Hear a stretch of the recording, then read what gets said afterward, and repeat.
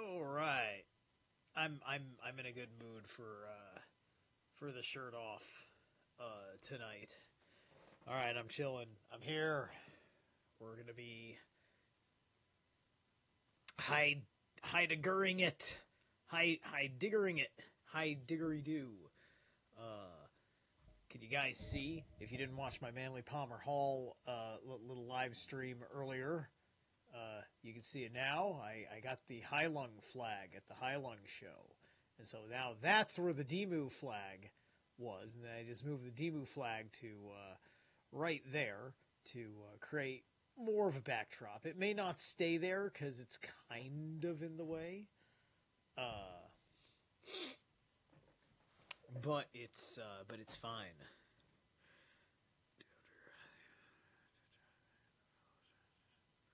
Okay, anyway.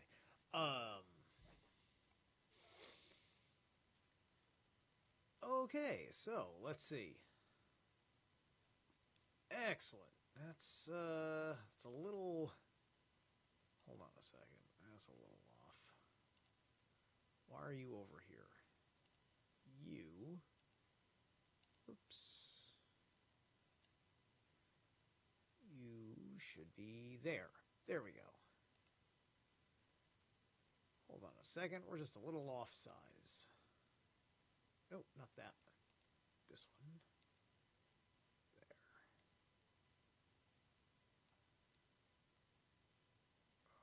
Okay.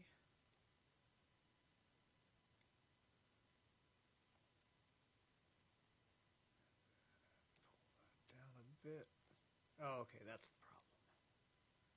There we go. I have to resize. There we go. The dimensions of the window have to fit the dimensions that I want to read the thing on the screen at, to line it up. And I lost that lineup.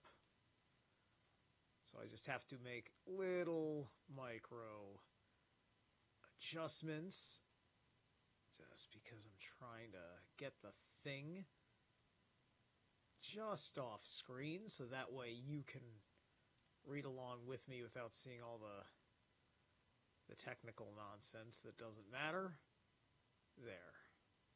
There. All right, that should be good. All right, I think everybody can read that. All right, hopefully that doesn't shift around too darn much.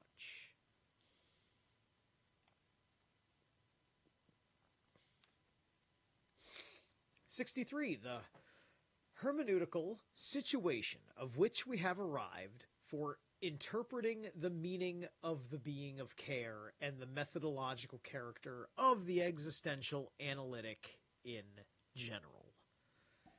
All right, so this one has its own annotation, which just shows us a German, what it says particularly in the German. So anyway, in its anticipatory resoluteness, Dasein has now been made phenomenally visible with regard to its possible authenticity and totality. The hermeneutical situation, which was previously inadequate for interpreting the meaning of the being of care, now has the required primordiality. Dasein has been put into that which we have in advance, and this has been done primordially, that is to say, this has been done with regard to its authentic potentiality for being a whole. The idea of existence, which guides us as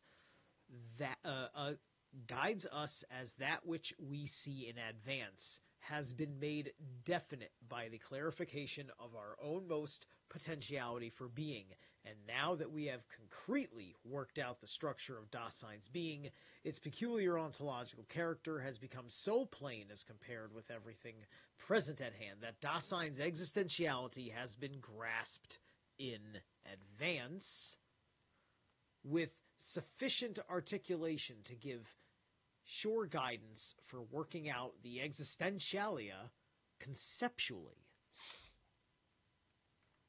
The way which we have so far pursued in the analytic of Dasein has led us to a concrete demonstration of the thesis which was put forward just casually at the beginning, that the entity, which in every case we ourselves are, is ontologically that which is farthest.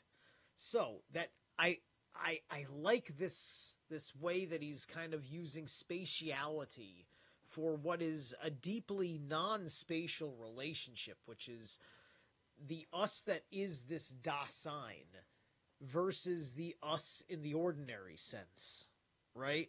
And it's putting the Dasein itself as existential, even though it's here anyway and all around us, but it has such a reach, and that it is so largely shaped from the existential coming in ways where it certainly feels like that's the predominant, is the world's Dasein versus your world's Dasein, and how much of that exists, right? That's something to be said. Perhaps when he says that it's the farthest, he at present or as a whole thinks that perhaps it is fixed, that Dasein is a farthest kind of relationship of the self with the self.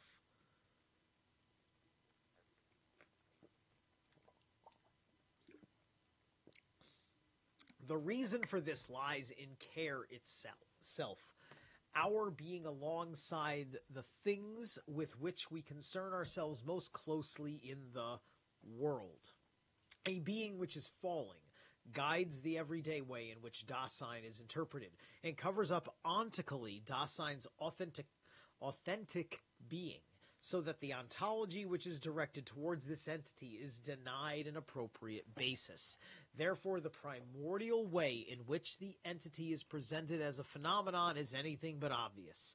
If even ontology proximally follows the course of the everyday interpretation of Dasein, the laying bare of Dasein's primordial being must rather be wrested, that's wrested with a W, from Dasein by following the opposite course from that taken by the falling ontological tendency of interpretation. Not that the interpretation is ontological, but that interpretation itself is ontological.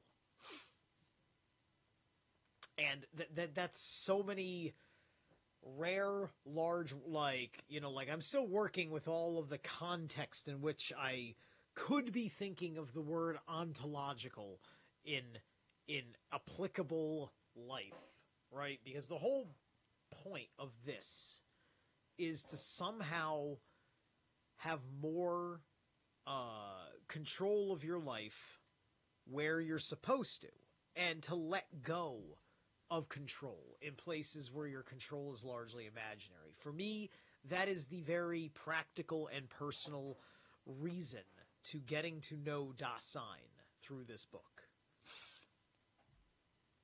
Not only in exhibiting the most elemental structures of being in the world, in delimiting the concept of the world, in clarifying the average who of this entity, the who which is closest to us, the they self, in interpreting the there, but also above all in analysis, care, death, conscience, and guilt. In all these ways we have shown how in Dasein itself concernful common sense has taken control of Dasein's potentiality.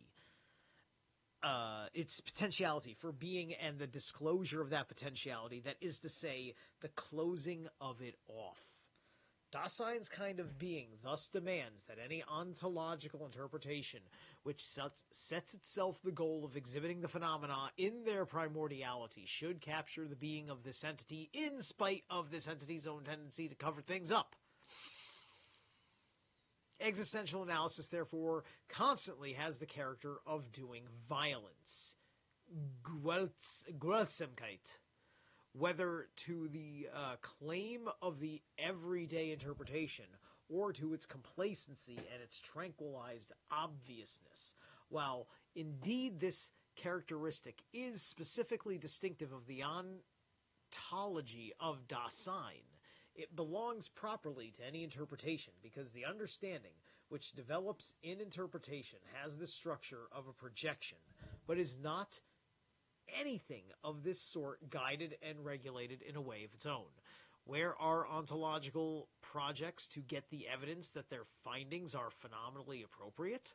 Ontological interpretation projects the entity presented to it upon the being which is that entity's own, so as to conceptualize it with regard to its structure, where all the signposts to direct the projection so that being will be reached at all.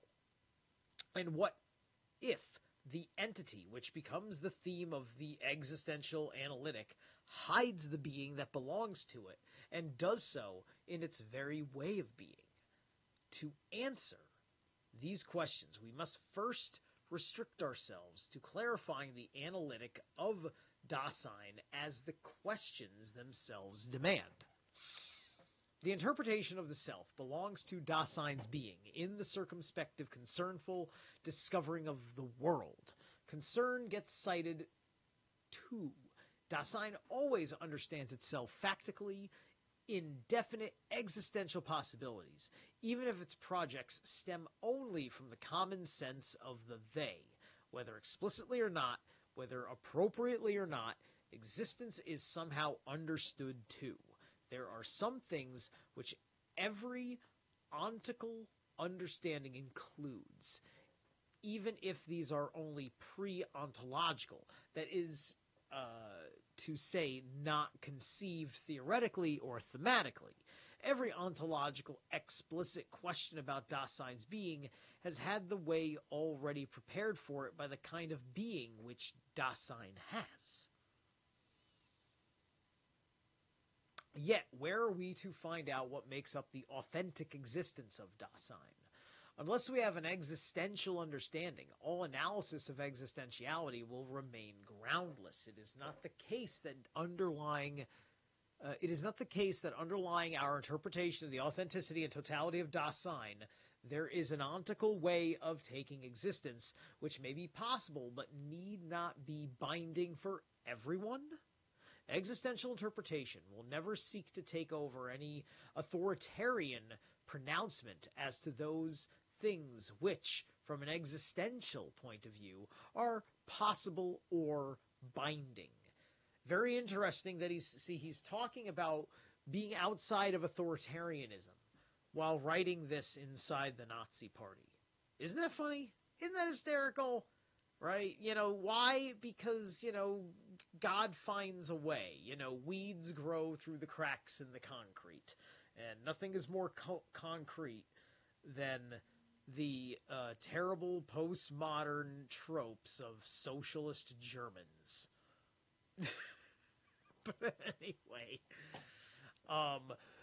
but must it not justify itself in regard to those existential possibilities with which it gives ontological interpretation its ontical basis? If the being of Dasein is essentially potentiality for being, if it is being free for its own most possibilities, and if in every case it exists only in freedom for these possibilities or in lack of freedom for them, can ontological interpretation do anything else than base itself on ontical possibilities, ways of potentiality for being, and project these possibilities upon their ontological possibility? And if, for the most part, Dasein interprets itself in terms of its lostness in concerning itself with the world, does not the appropriate way of disclosure for such an entity lie in determining the ontico-existential possibilities, and doing so in the manner which we have achieved by following the opposite course and then providing an existential analysis grounded upon these possibilities? In that case, will not the violence of this projection amount to freeing Dasein's undisguised phenomenon content? interesting question. Okay, so you're on to Alfred White Northhead next, right? I don't know, but he's got 3 names. He sounds like something even snobbier than Heidegger. What's his big body of work for the world? Why would I want to read about Mr. Northhead? Forgive me, I am only so cultured.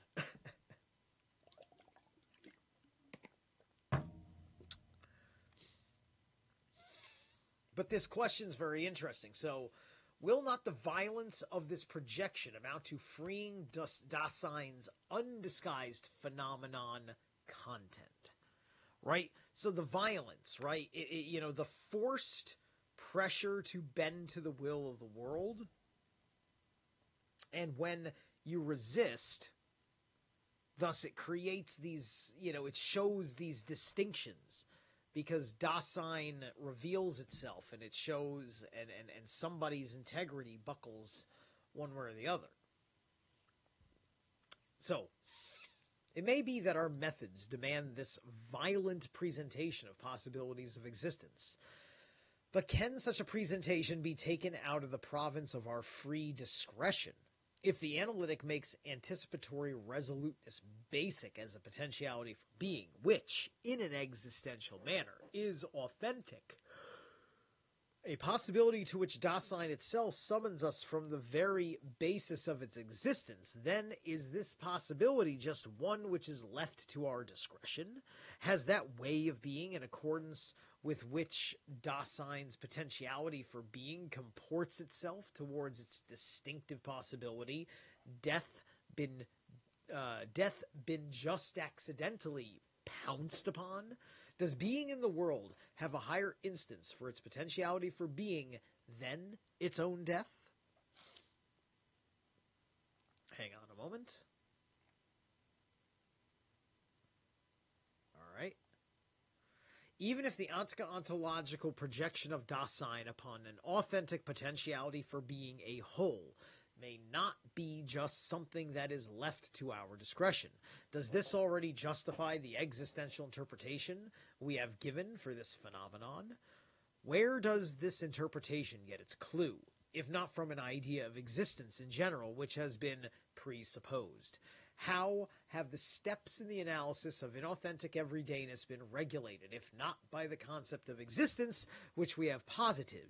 And if we say that Dasein falls, and that therefore the authenticity of its potentiality for being must be wrested with a W again, from Dasein, in spite of this and tendency of its being, from what point of view is this spoken? At the comma for being, there is a substantial annotation. So before I read that, D.E. Saccone says, we is more pompous than Heidegger. Levelad, physicist, philosopher, book, Philosophy of Organism. Hashtag Christian Reich. Oh God. Don't get me started. Don't get me started. Right? It's yeah, National Socialist Germany was ultimately packaged for Christianity, and Hitler was primarily personally considered Christian. He was a Christian who, believed, like many other churches permit, that you have this Christianized adaptation of all of the culture and aesthetic of the old gods come in, right? And so there's kind of this covert Roman blessing to what Germany is doing. Some of it more overt, considering the Roman overtures of the Third Reich's political pomp and circumstances. No, nothing's off track. It's all good. All right, where the heck was I? Oh, yeah, back up here. Okay. Oh, I'm sorry, I hadn't read the thing yet. Okay, so und deshalb sie ihm die Eigentlichkeit des Sonnenkonens gegen des Scienzens absurdingen. This, of course, does not mean that this authenticity is to be taken away from Dasein. It means that because such authenticity runs counter to Dasein's tendency to fall, Dasein must make a very real effort to achieve it, or perhaps rather that our interpretation calls for a similar effort if this authenticity is to be properly discerned. Is not everything already illumined by the light of the presupposed idea of existence, even if rather dimly? Where does this idea get its justification? Has our initial projection in which we call attention to it led us nowhere? By no means. By no means. Before I continue, we get an idea here of... It's a long chapter, isn't it? Fairly long. Okay. So, in indicating the formal aspects of the idea of existence, we have been guided by the understanding of being which lies in Dasein itself. Without any ontological transparency, it has nevertheless been revealed that in every case I am myself the entity which we call Dasein, and that I am so as potentiality for being, for which to be this entity is an issue. Dasein understands itself as being in the world, even if it does so without adequate ontological definiteness. Being thus, it encounters entities which have the kind of being of which is ready to hand and present at hand. No matter how far removed from an ontological concept the distinction between existence and reality may be, no matter even if Dasein proximally understands existence as reality, Dasein is not just present at hand, but has already understood itself, however mythical or magical the interpretation which it gives may be. Right? So, this is the, this gets right into the concept of hallucinating your reality. That's something that James True talks about. There's a whole lot going on with our visionary filtration in the world, and how colors have come and gone or whatever. Like there was an issue where we didn't see blue, and that the ocean or a clear sky was never described as blue, it doesn't seem like the sky changed per se, but that we changed. Right. Rome never died. It's like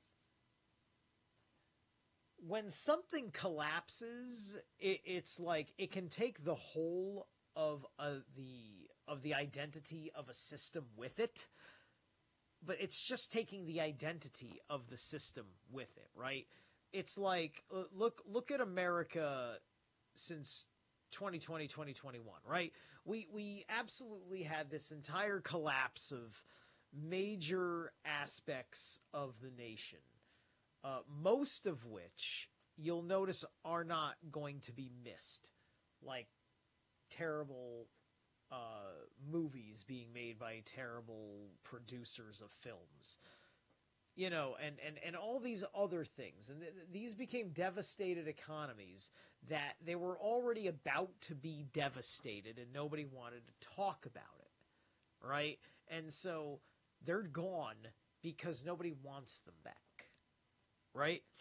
As opposed to other things which are still growing and in development, in demand, as the surviving and thriving generation that now is emerging since that time, right?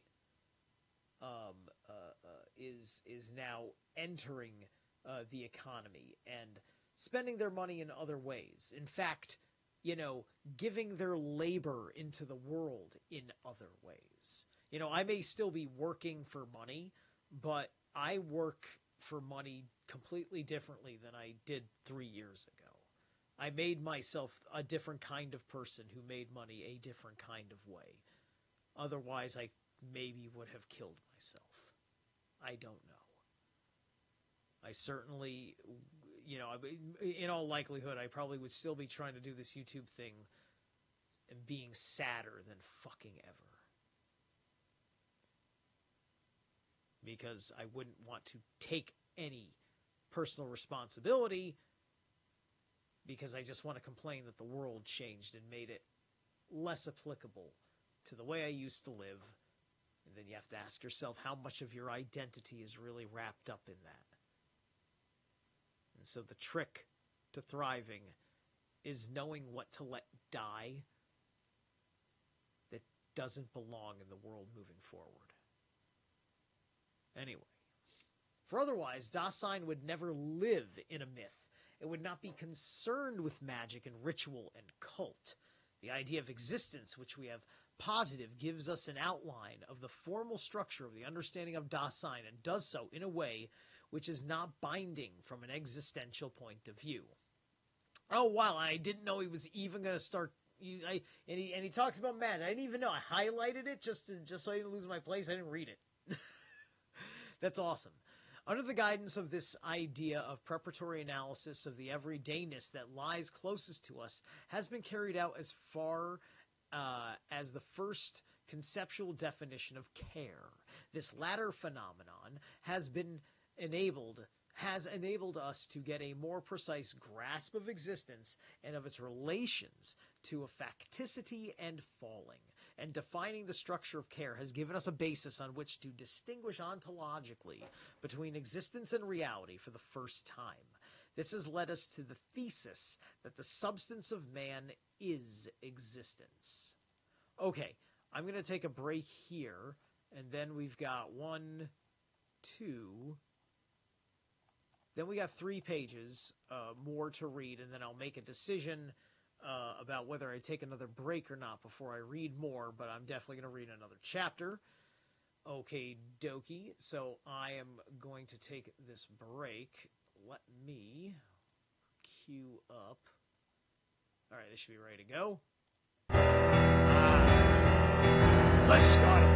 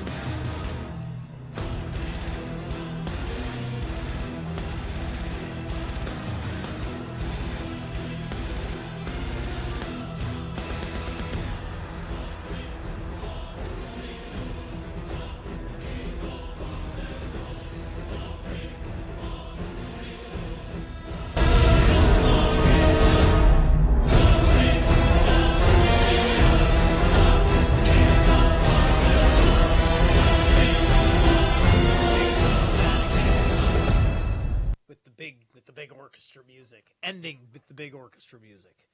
You don't usually get that. Usually starts with the big orchestra music and just ends with the band fucking ripping your face off. All right. Excellent. All right, welcome back, everybody. Let's see. We're gonna jump back into this thing. Just give me uno momento, por favor. And good. All right, there we go. So, yet even in the formal idea of existence, which is not binding upon us in an existential way, there already lurks a definite, though unpretentious ontological content, which, like the idea of reality, which has been distinguished from this, presupposes an idea of being in general. Only within the horizon of this idea of being can the distinction between existence and reality be accomplished. Surely, in both of them, what we have in view is being. But if we are to obtain an ontological clarified idea of being in general, must we not do so by first working out that understanding of being which belongs to Dasein? This understanding, however, is to be grasped primordially only on the basis of a primordial interpretation of Dasein, in which we take the idea of existence as our clue. Does it not then become altogether patent in the end that this problem of fundamental ontology, which we have broached is one which moves in a circle? We have indeed already shown in analyzing the structure of understanding in general that what gets censured inappropriately as a circle belongs to the essence and to the distinctive character of understanding as such. In spite of this, if the problematic of fundamental ontology is to have its hermeneutical situation clarified, our investigation must now come back explicitly to this circular argument. When it is objected that the existential interpretation is circular, it is said that we have presupposed the idea of existence and of being in general, and that Dasein gets interpreted accordingly, so that the idea of being may be obtained from it.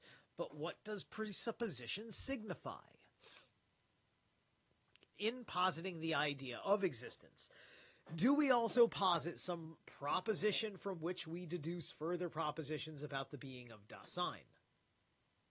In accordance with formal rules of consistency, or does this presupposing have the character of an understanding projection in such manner, indeed, that the interpretation by which such an understanding gets developed will let that which is to be interpreted put itself into words for every first time, so that it may decide of its own accord whether, as the entity which it is, it has that state of being for which it has been disclosed in the projection with regards to its formal aspects.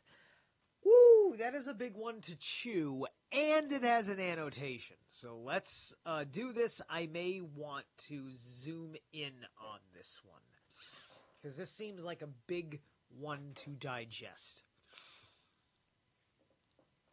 Oh, look at that. It starts with the word Oder, which is kind of like Oder, which is like Odin. Isn't that interesting? And so that, I would assume, is that at the beginning of the sentence, or at the beginning of where the letters kind of look like they go into a different font, like almost an annotation? I'm trying to get a sense of where the beginning of this statement is. Oder hat dieses Wort sitzen den Charakter des verstehenden Entwerfers, so zwar, dass die solches Verstehen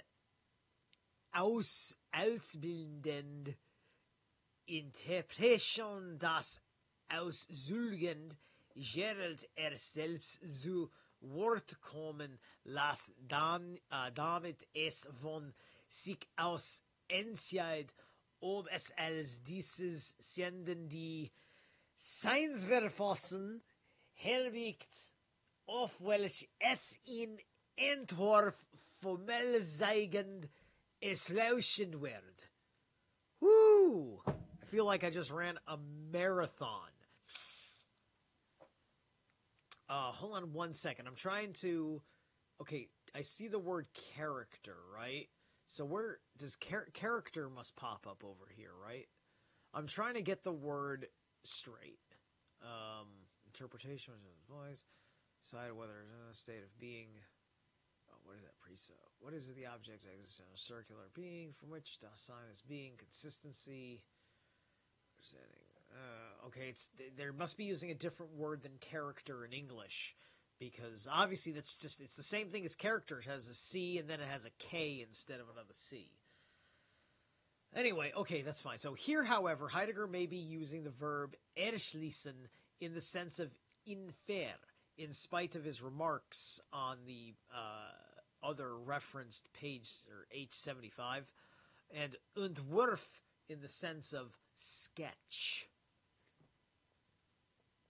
Okay, so let me go back. I want to read this. This is a large sentence anyway. Okay, so, or does this presupposing have the character of an understanding projection in such manner indeed that the interpretation by which such an understanding gets developed will let that which is to be interpreted put itself into words for the very first time, so that it may decide of its own accord whether, as the entity which it is, it has the state of being for which it has been disclosed in the projection with regards to its formal aspects. So, yeah, all right, so that sentence is hard to understand anything, except you have to draw in all the context from the entire chapter, which are condensed points from many things that were determined earlier on, right, such as the violence, because the violence brings out the threat of life, and the threat of life, this idea that, Dasein... must persist or something like that. What was it? It will not be outstripped. I think it's outstripped was the word. It's something that it will not be, Dasein will not be outstripped until it truly has reached what we would factually call death, because it wouldn't be of this world anymore. That's kind of the short end of the interpretation, the way I picked it up. Anyway, let's get it on. Okay, so is there any other way at all by which an entity can put itself into words with regards to its being? We cannot ever avoid a circular proof in the existential analytic, because such an analytic does not do any proving at all by the rules of the logic of consistency. What common sense wishes to eliminate is avoiding the circle on the supposition that it is measuring up to the loftiest rigor of scientific investigation, is nothing less than the basic structure of care. Because it is primordially constituted by care, any Dasein is already ahead of itself. As being, it has, in every case, already projected itself upon definite possibilities of its existence. And in such existential projections, it has, in a pre-ontological manner, also projected something like existence and being. So when he's talking about pre-ontological, I think he's talking about just being acknowledged in your mindset as part of the world is kind of what that feels like to me, right? So like all research, the research which wants to develop and conceptualize the kind of being which belongs to existence is itself a kind of being with which disclosive Dasein possesses. Can such research be denied this projecting, which is essential to Dasein?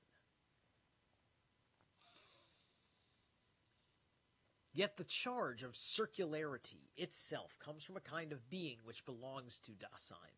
Something like a projection, even an ontological one, still remains for the common sense of our concernful absorption in the they. But it necessarily seems strange to us because common sense barricades itself against it. Against it or on principle. Because common sense concerns itself, whether theoretically or practically, only with entities which can be surveyed at a glance circumspectively. What is distinctive in common sense is that it has a view only the experiencing of factual entities in order that it may be able to rid itself of an understanding of being. Interesting. Hold on, let me read that again.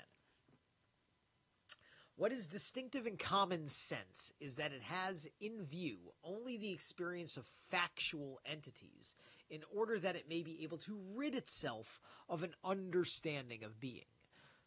Interesting. So he's saying that, so common sense, and let's face it, common sense versus, like you ever heard someone say, oh, that boy ain't got sense? Right now, he may in his head think he means common sense, but the short form is probably more true as to what he would mean by common sense, which is just to have some sort of rational wisdom about a thing, right? Now, common sense is to say, doesn't he have the same wisdom that I do? Doesn't he have the same wisdom that I understand most people to do? Right? And then that's a part of the existential Dasein.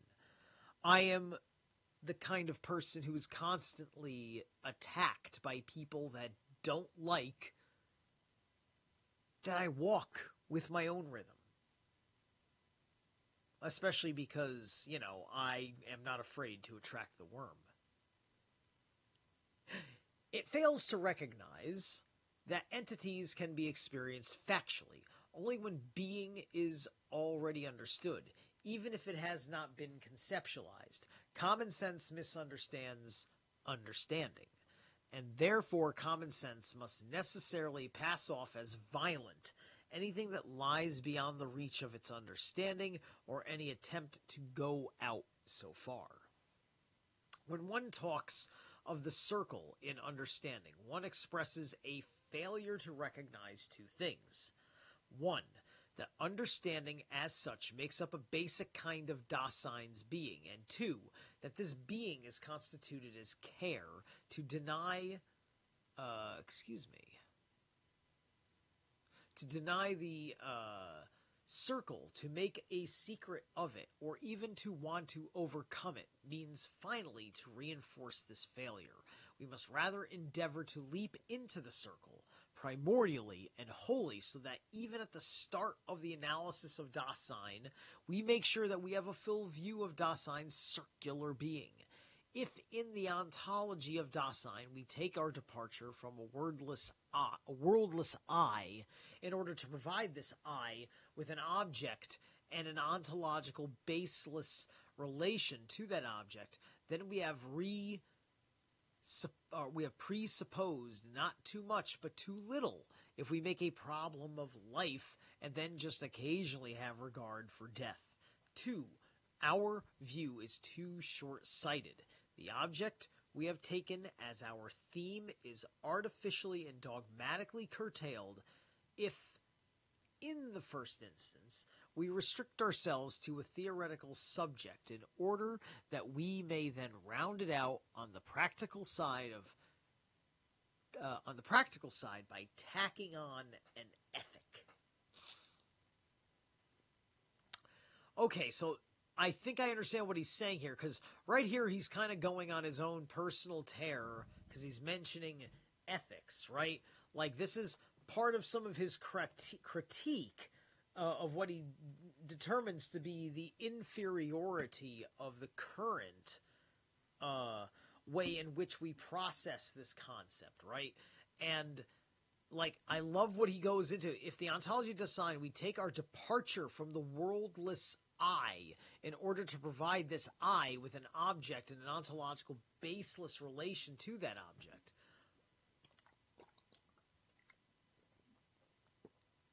See, now he is starting to touch upon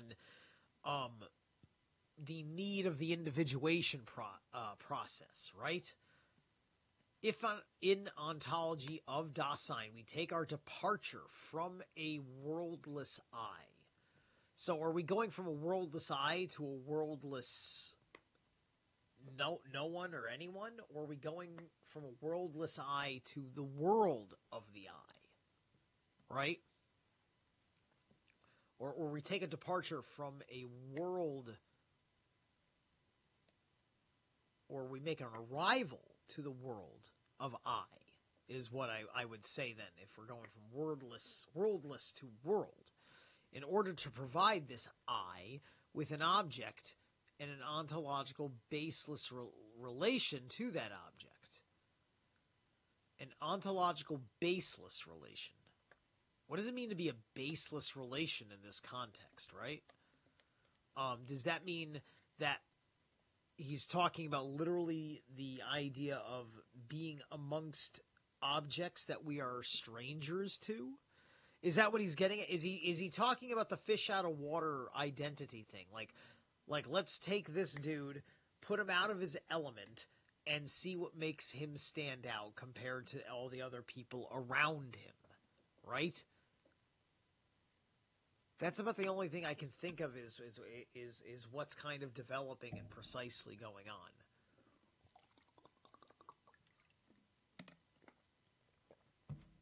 This may suffice to clarify the existential meaning of the hermeneutical situation of a primordial analytic of Dasein. By exhibiting anticipatory resoluteness, we have brought Dasein before us with regard to its authentic totality, so that we now have it in advance.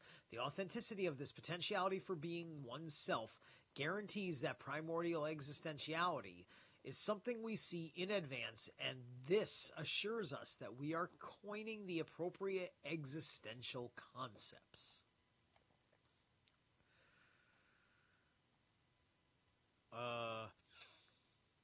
Die Eigentlichkeit des Selbstdenkens verwirkt die Vorsik auf die unsprüglich Existentialität und das sichert die Prägung der entgegengesetzten existenziellen Begrifflichkeit, the ambiguity of our this. He's got this in quotations, meaning the word this, reflects a similar ambiguity in Heidegger's dies, which may refer either to die Vorsik or to die ursprünglich Existentialität. Interesting, the very, very completely different Germans that are being extracted from all that. Okay.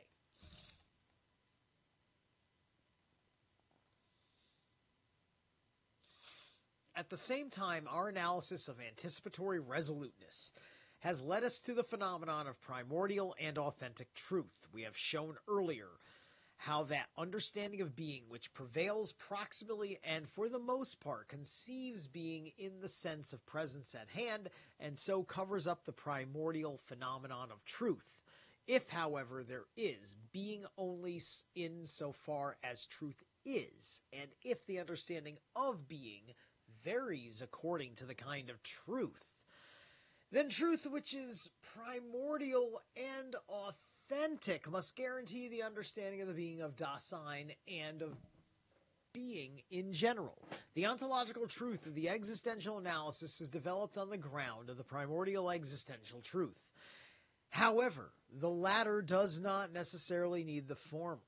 The most primordial and basic existential truth for which the problematic of fundamental ontology strives is preparing for the question of being in general, is the disclosedness of the meaning of the being of care. In order to lay bare this meaning, we need to hold in readiness, undiminished, the full structural content of the care. All right, so as we get into the concepts of care and stuff, you're going to start seeing where we're getting into the concepts of the subtle energies of the matrix.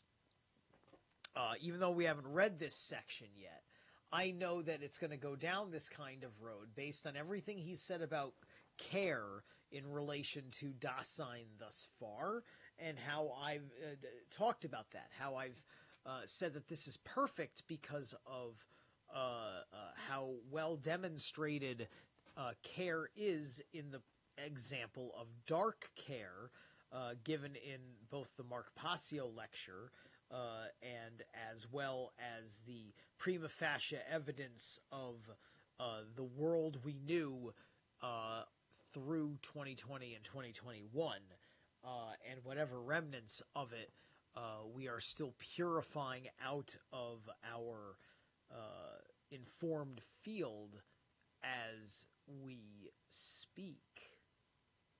Okay, so let's see, where are we at? It's 10 o'clock. Awesome. All right, so we're going to take a break, and then we're going to start reading 64. Let me see how long 64 is.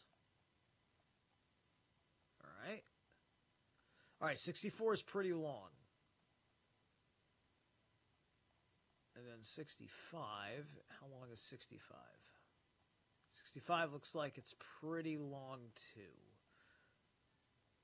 Yeah, it's pretty long. All right, 65 will be the next live stream. We're going to take a break. We're going to go through 64, and then we'll be good after that. I'll get us there in a minute. 1 second. Boom.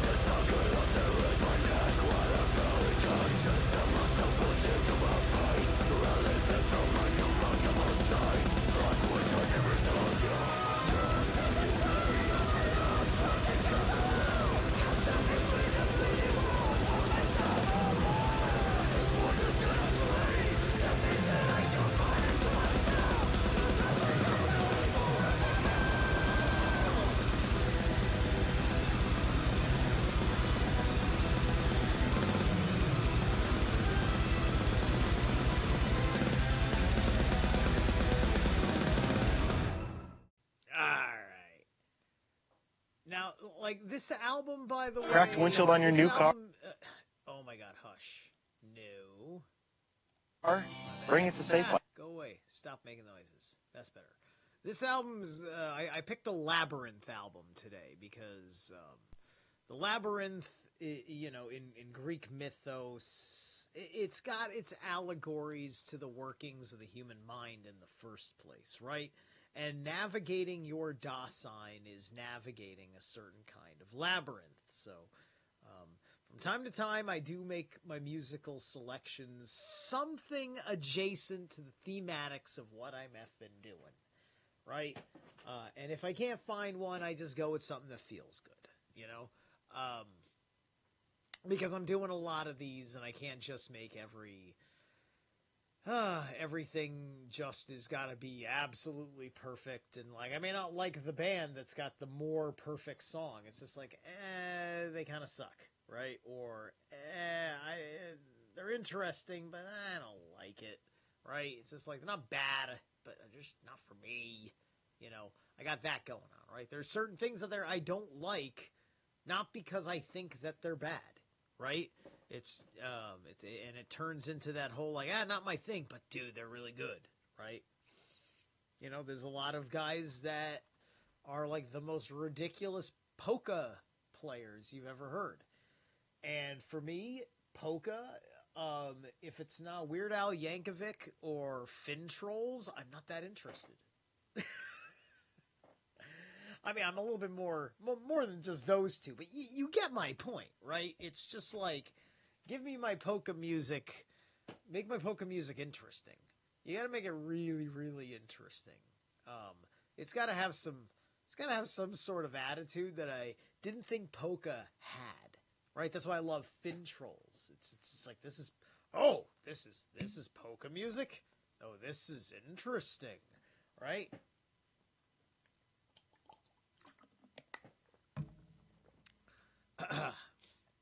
Okay, so I'm sorry, where do we go here? There we are. What is the? Let me check the status of the stream. I haven't heard anybody in the chat in a hot minute. Everybody's good, I think. We're still going, right? We're still going with an excellent connection and all that. Why does it say category entertainment? I changed it at the last second to education. I'll change it back later. Anyway, it's entertation or edutainment. Edutainment, I think, is the word we all like to say. But anyway, I mean, I'm entertaining. I don't know if this is entertainment. Have I trapped your mind? Have I entrapped your mind properly tonight? Are you entertained? And if I have entertained you, have I now served the Loosh Farm? Is this all part of the plot and the purpose of YouTube? We drive ourselves mad and then nobody can have fun with our toys. Don't play with your toys! They're evil! 64. Care and selfhood. Through the unity of the items which are constituted for care, existentiality, facticity, and fallenness, it has become possible to give the first ontological definition for the totality of Dasein's structural whole. We have given an existential formula for the structure of care as ahead of itself, being already in a world, as being alongside entities encountered within the world. So let's see here. So that's 2.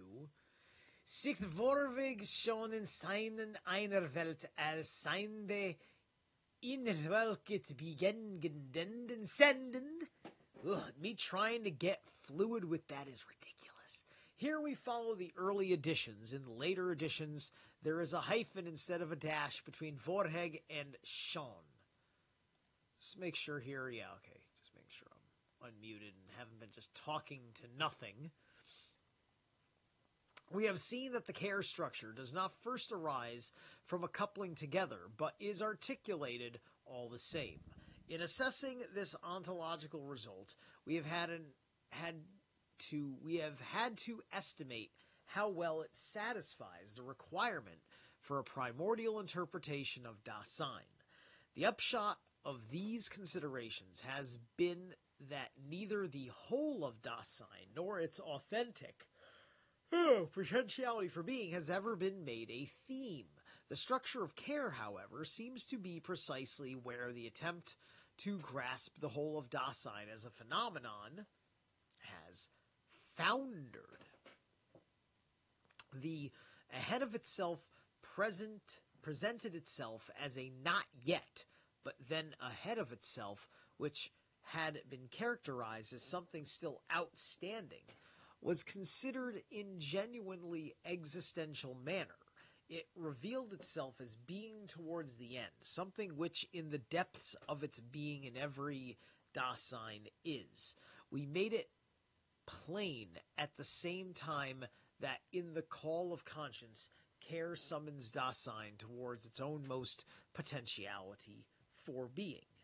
When we came to understand in a primordial manner how this appeal is understood, we saw that the understanding of it manifests itself as anticipatory resoluteness, which includes an authentic potentiality for being a whole, a potentiality of Dasein.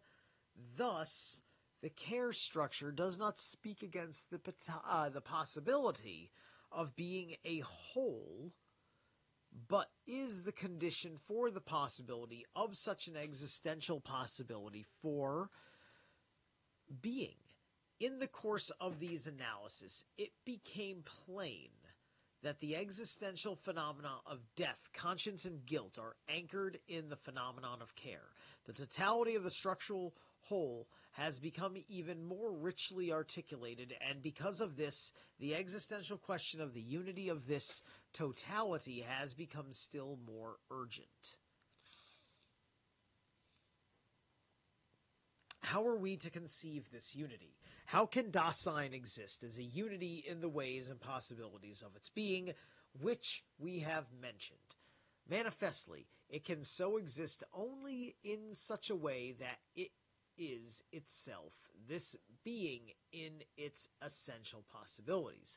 That in each case, I am this entity. The I seems to hold together the totality of the structural whole in the ontology of this entity, the I and the self, have been conceived from the earliest times as the supporting ground as substance or subject. Even if in its preparatory characterization of everydayness, our analytic has already come up against the question of Dasein's who.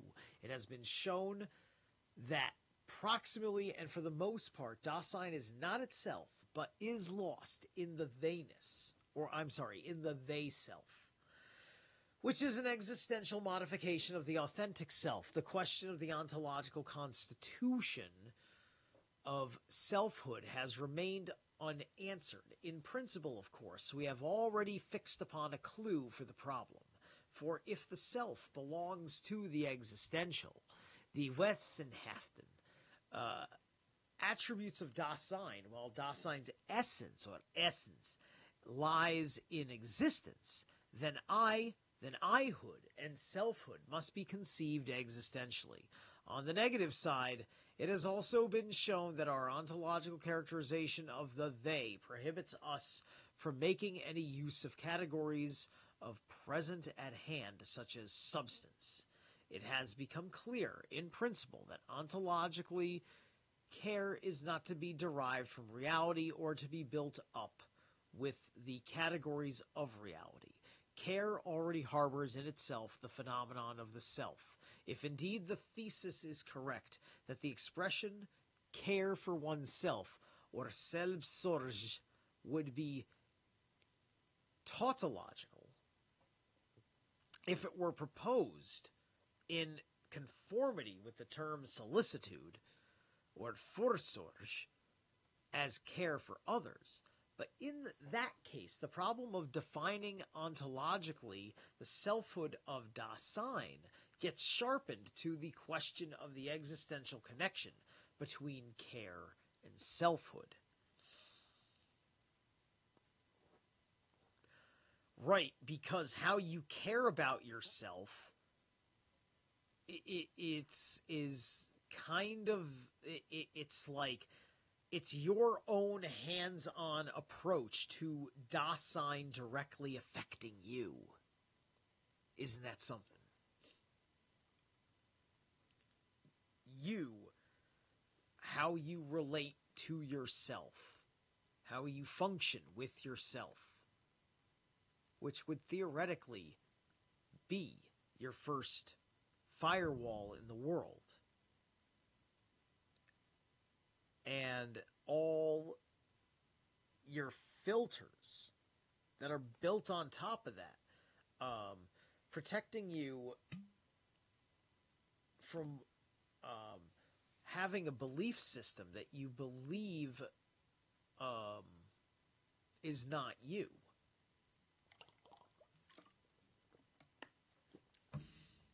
Because you think you have to become a certain person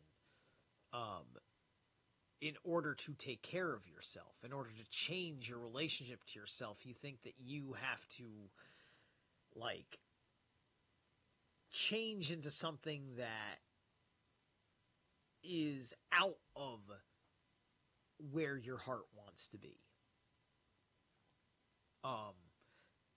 And I've never lived my life that way. And it's been tremendously better for my health for that. So I don't think you have to do that either. Not everybody is going to be as slow, ass backwards, and not the best example in life as me. That's okay. To clarify the existentiality of the self, we take as our natural point of departure Dasein's everyday interpretation of the self. In saying I, Dasein expresses itself about itself. It is not necessary that in doing so, Dasein should make any utterance. With the I, this entity has itself in view. The content of this expression is regarded as something utterly simple in each case.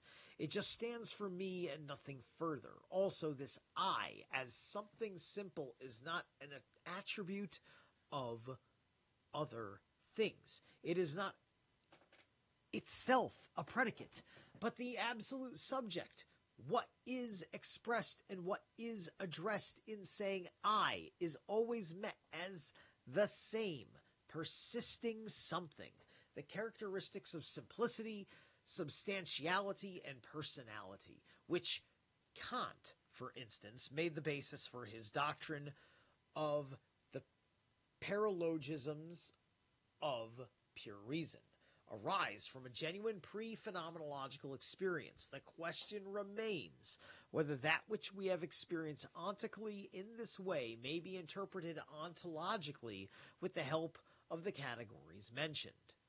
Kant, indeed, in strict conformity with the phenomenal content given in saying I, shows that the ontical thesis about the soul substance which have been inferred or erschlossen from these characteristics are without justification.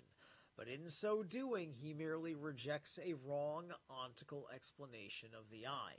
He has by no means achieved an ontological interpretation of selfhood, nor has he even obtained some assurance of it and made positive preparations for it. Kant makes a more rigorous attempt than his predecessors to keep hold of a phenomenal content of saying I, yet, even though in theory he has denied the ontical foundation of the ontology of the substantial apply to the I, he still slips back into this same inappropriate ontology. This will be shown more exactly in order that we may establish what it means ontologically to take saying I as a starting point for the analysis of selfhood. The Kantian analysis of the I think is now to be adduced. Adduced. I've never heard adduced. Is that like deduced, but you're adding? Anyway, like addition versus deduction, as an illustration, but only so far as is demanded for clarifying these problems. The I is a bare consciousness, accompanying all concepts in the I. Nothing more is represented than a transcendental subject of thoughts, consciousness in itself. Not so much a representation as it is a form of representation in general. The I think is the form of apperception which clings to every experience and precedes it. Kant grasps the phenomenal content of the I correctly in the expression I think, or, if one pays heed to including the practical person when one speaks of intelligence, in the expression I take action. In Kant's sense, we must take saying I as thinking I think. Kant tries to establish the phenomenal content of the I as res cogitans. If in doing so he calls this I a logical subject, that does not mean that the I in general is a concept obtained merely by the way of logic. The I is rather the subject of logical behavior, of binding together. I think means I bind together. All binding together is an I bind together. In any taking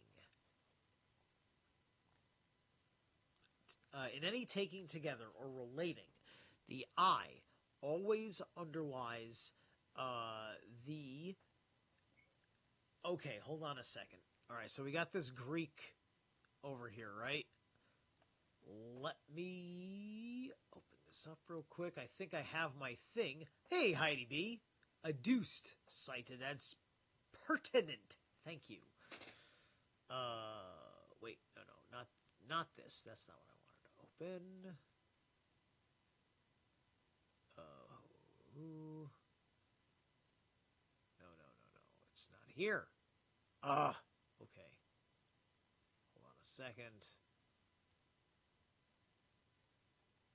Where did I leave it? Might be in here. No, it's not in there. Shoot. Where's my... I had my page of Heidegger terms.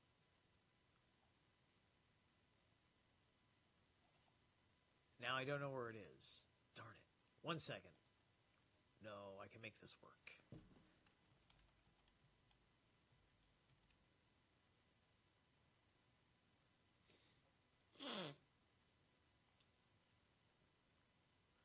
Bear with me. My computer is searching. I think. Better be searching.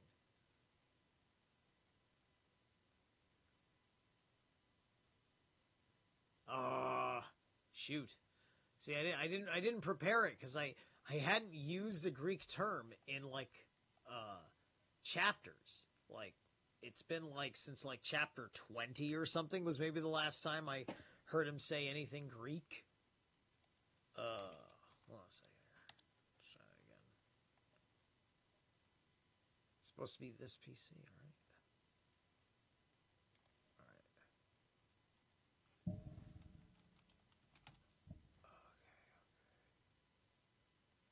Spelling things correctly? Am I crazy? Yeah, I'm spelling it right now. All right. Sorry, hold on. I'm almost done. This is not fair to anybody, I know. There we are. Excellent. That's what I was looking for. And I think you can see it. Oh, good. You can also see it. Let me see if I can find this darn term. 1 sec. Okay, so it's got that V, it's got that pi symbol in it. Let's see.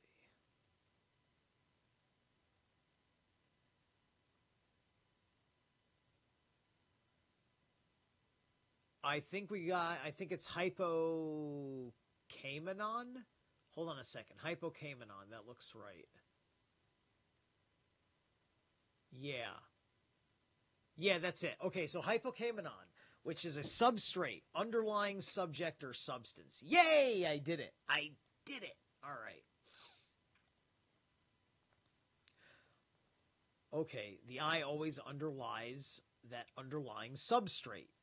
Anyway, the subjectum is therefore consciousness in itself, not a representation, but rather the form of representation. That is to say, the I think is not something represented, but the formal structure of representing as such. And this formal structure alone makes it possible for anything to have been represented.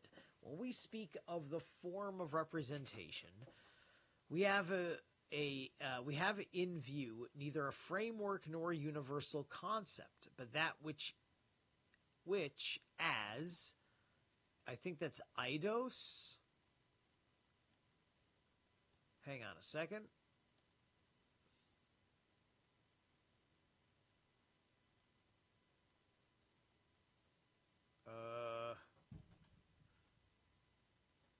It's only one page. Do I not have this one? It's a very short word. It might be just spelled slightly different here. Hold on. Just want to look carefully here. I think this happens to be a word that just isn't in there anyway. Yeah, I don't think it's in there. There's logos.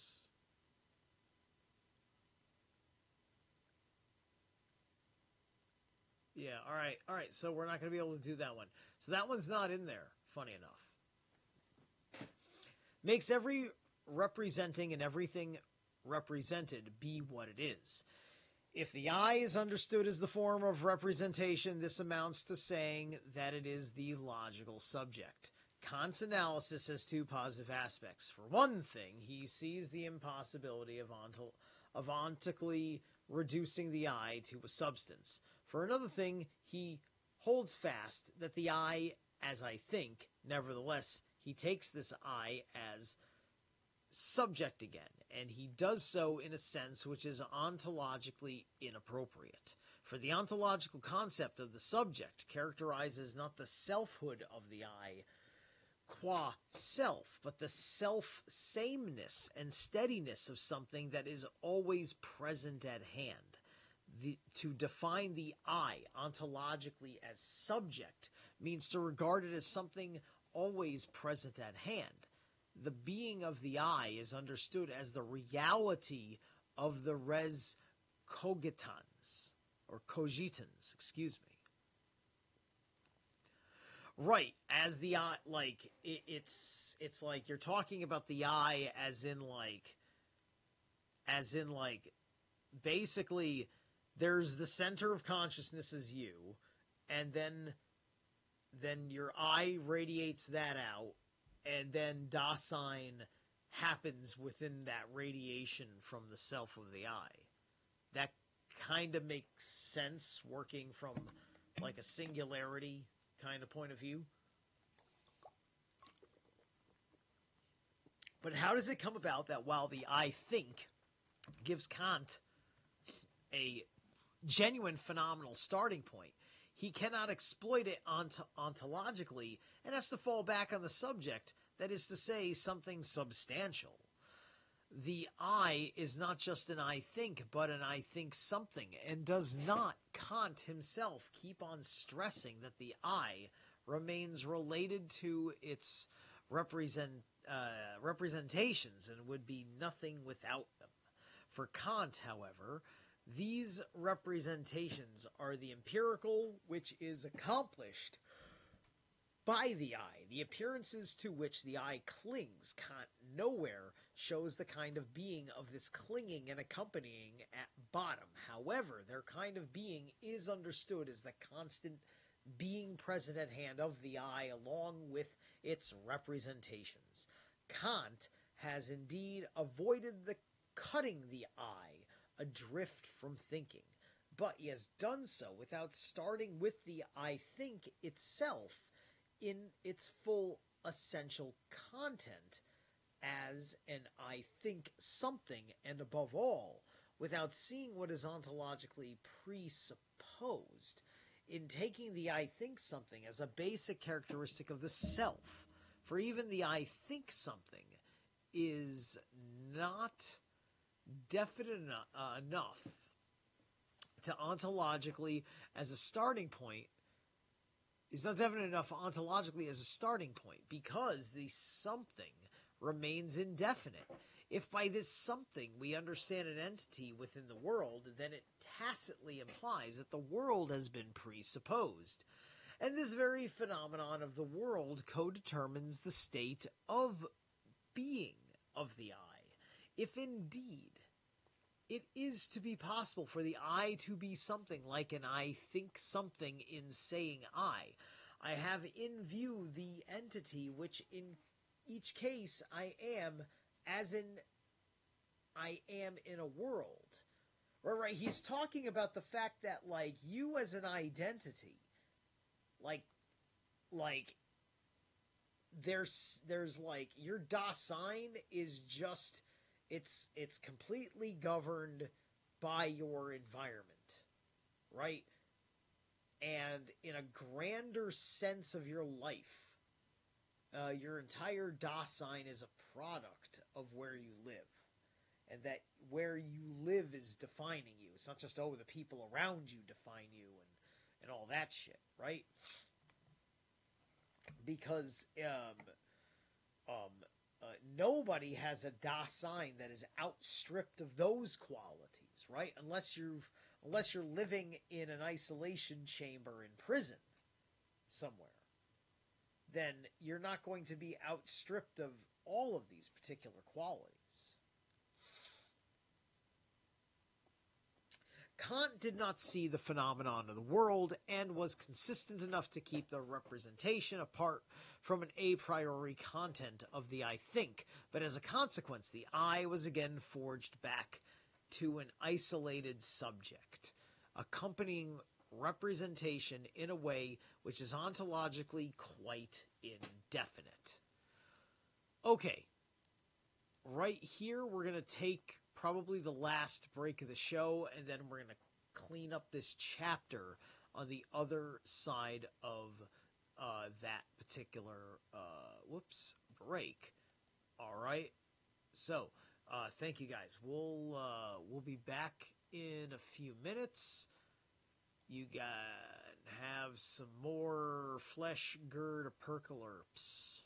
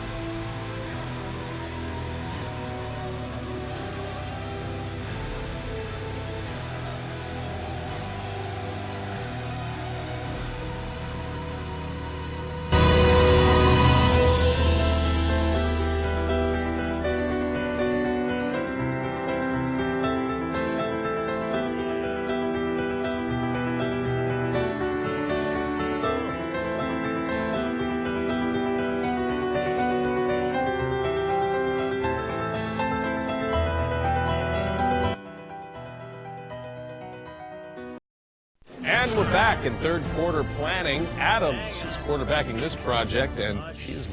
There we go. That's better. Not that it matters, because that's the last song. Because we're gonna go through this thing, and then we're gonna be done. All right, welcome back, everybody. Got about maybe like 2.5 pages left. So, in saying I, Dasein expresses itself as being in the world. But does saying I in the everyday manner have itself in view as being in the world? In der Welt sein. Here we must make a distinction. When saying I, Dasein surely has in view the entity which in every case it is itself. The everyday interpretation of the self, however, has a tendency to understand itself in terms of the world with which it is concerned. When Dasein has itself in view ontically, it fails to see itself in relation to the kind of being of that entity which it is itself, and thus holds especially for the basic state of Dasein being in the world. What is the motive for this fugitive way of saying I? It is motivated by Dasein's falling, for as falling it flees in the face of itself onto the they. When the I talks in the natural manner, this is performed by the they self. I took a look. These annotations are, they don't tell us anything.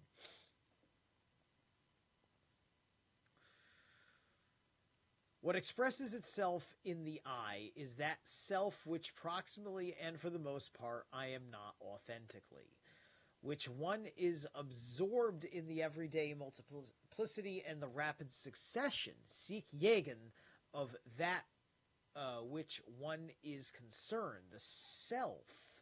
Hold on a second here. One is concerned with oneself. Sich Jägen, that was one.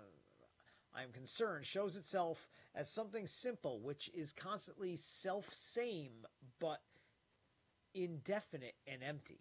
Yet one is that which one concerns oneself. In the natural ontical way in which the I talks, the phenomenal content of the Dasein which one has in view in the I gets overlooked. But this gives no justification for our joining the overlooking of it, or for forcing upon the problematic of the self an inappropriate categorial horizon when we interpret the I ontologically. Of course, by thus refusing to follow the everyday in which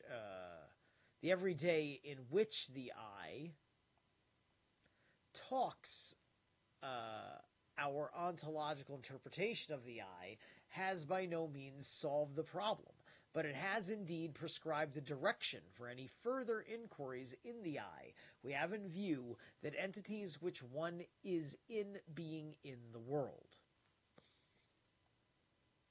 Being already in a world, however, as being alongside the ready-to-hand within the world, means equiprimordially that one is ahead of oneself with the I that we have in view, is that the entity for which the issue is the being of the entity that it is.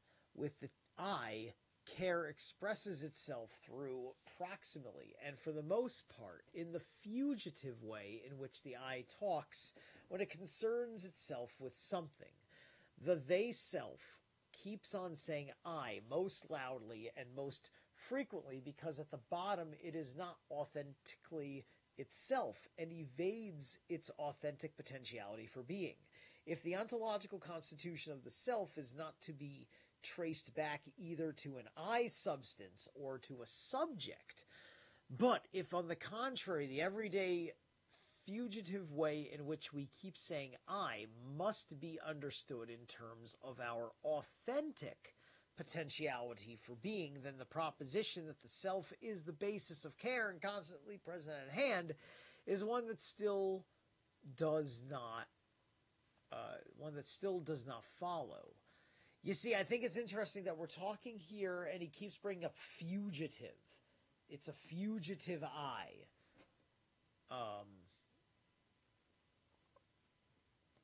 right? Like he says it up here, like he mentions fugitive in a couple places.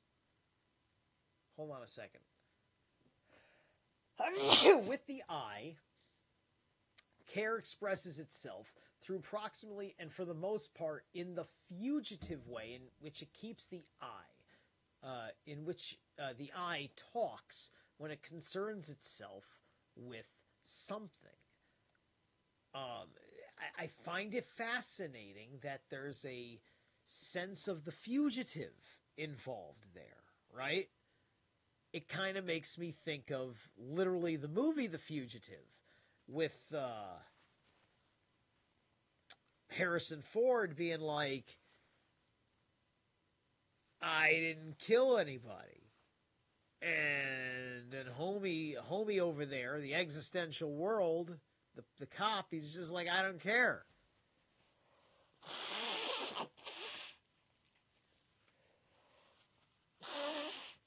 And then he had to go through a whole ordeal, to do this thing. It's just like, The Fugitive was a brilliant film. Brilliant film. Anyway. Selfhood is to be discerned existentially only in one's authentic potentiality for being oneself. That is to say, in the authenticity of Dasein's being as care, in terms of care, the constancy of the self as the supposed persistence of the spectrum gets clarified. But the phenomenon of this authentic potentiality for being also opens our eyes for the constancy of the self in the sense of its having achieved some sort of position.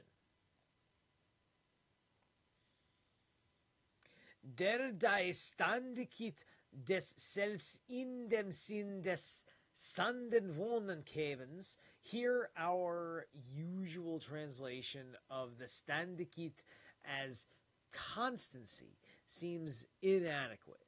Possibly stability would be closer to what is meant. The constancy of the self, in the double sense of steadiness and steadfastness, is the authentic counter possibility of the non-self constancy, which is characteristic of irresolute falling. Irresolute falling, this is when you're in that surrender of your personal Dasein to the existential Dasein. Die Standigkeit des Selbst in Doppelsinn beständigen Standfestigkeit ist die eigentlich Gegenmöglichkeit zur Selbstständigkeit des unentschlossenen Befallens. The italicized, the opening words of this sentence appear only in the later editions. So here on these particular reference pages, Heidegger exploits various meanings of the adjectives ständig and other words derived from the base sta, with the root meaning of standing. In the noun Unselbstständigkeit, ordinarily stands for inability to stand on one's own feet or to make up one's mind independently. But Heidegger expands it to Unselbstständigkeit, which not only suggests instability and a failure to stand by oneself, but also constancy of stability of that which is other than the self, the non-self, or more specifically, the they-self. In the following sentence, the noun Selbstständigkeit, which ordinarily stands for autonomy, independence, or self-subsistence, is similarly expanded to Selbstständigkeit, or self-constancy. Existentially, self-constancy signifies nothing other than anticipatory resoluteness. The ontological structure of such resoluteness reveals the existentiality of the self's selfhood. Dasein is authentically itself in the primordial individualization of the reticent resoluteness which exacts anxiety of itself as something that keeps silent. Authentic being oneself is just the sort of thing that does not keep on saying I, but in its reticence it is that thrown entity as which it can authentically be. Right? So isn't that interesting? There's almost a sense of, for you, about your Dasein, to say I automatically kind of becomes a lie, even though it's the truth, by the meaning that we say the word I in the ordinary sense. Meaning that I, and then X, Y, and Z things pertain to me. The self which the reticence of resolute existence unveils is the primordial phenomenal basis for the question as to the being of the I. Only if we are oriented phenomenally by the meaning of the being of the authentic potentiality for being oneself are we put in a position to discuss what ontological justification there is for treating substantiality, simplicity, and personality as characteristics of selfhood.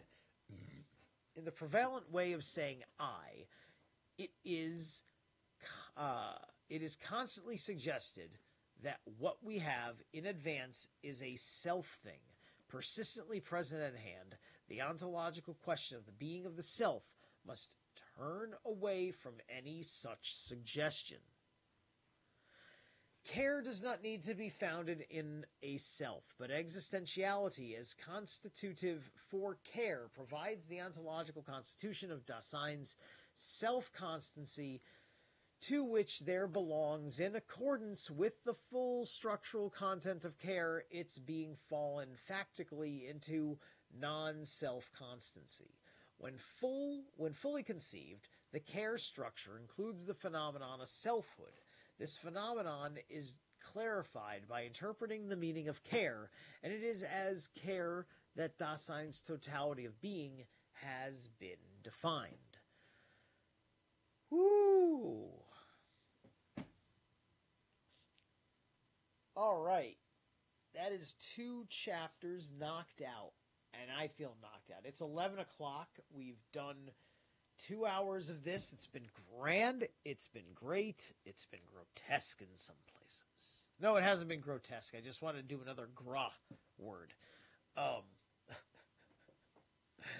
Thank you so much.